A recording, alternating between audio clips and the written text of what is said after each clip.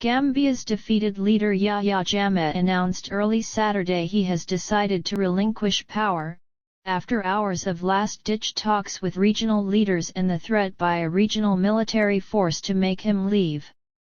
"I believe it is not necessary that a single drop of blood be shed," Mr. Jammeh said in a brief statement on state television.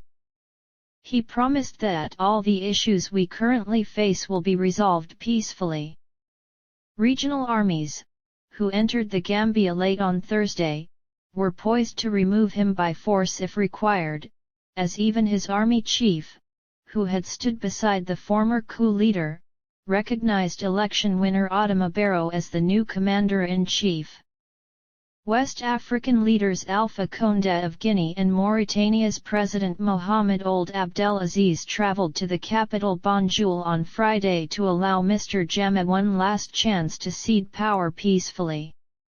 "I can assure you that he has agreed to leave," Mai Ahmed Fati, Mr. Barrow's special advisor, told Reuters in Senegal's capital Dakar on Friday. He could not say where Mr. Jammeh would go into exile. Former Gambia President Yahya Jammeh given until noon to leave country. Mr. Barrow, who won the December 1 poll by a slim margin, was sworn into office at the Gambia's embassy in Dakar on Thursday and immediately called for regional and international support. West African militaries announced soon after that they had crossed into the Gambia, which is almost completely surrounded by Senegal. "The rule of fear has been banished from the Gambia for good," Mr. Barrow told a crowd gathered at a Dakar hotel on Friday. "To all of you forced by political circumstances to flee our country, you now have the liberty to return home." The Gambia's Army Chief General Usman Badja, who had been perhaps the last remaining pillar of support for Mr. Jammeh, said he would welcome, not fight, the regional force.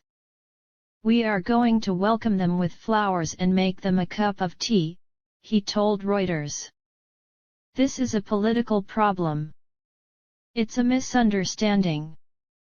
We are not going to fight Nigerian, Togolese or any military that comes." The military operation was halted late on Thursday to give mediation a chance. A midday deadline was extended on Friday as negotiations, which diplomats said were focusing on a deal that would grant Mr. Jammeh immunity from prosecution, continued.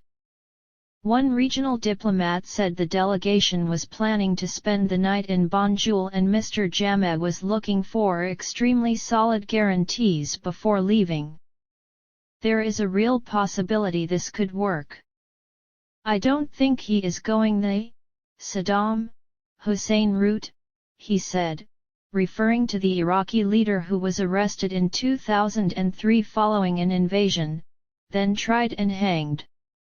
Mr. Jammeh, in power since a 1994 coup, initially conceded defeat to Mr. Barrow before backtracking, saying the vote was flawed and demanding a new ballot. During his 22 years in power, Mr. Jammeh, who once vowed to rule the Gambia for a billion years, has been accused by rights groups of torturing and killing perceived opponents. And some Gambians were angered by the prospect of granting him immunity.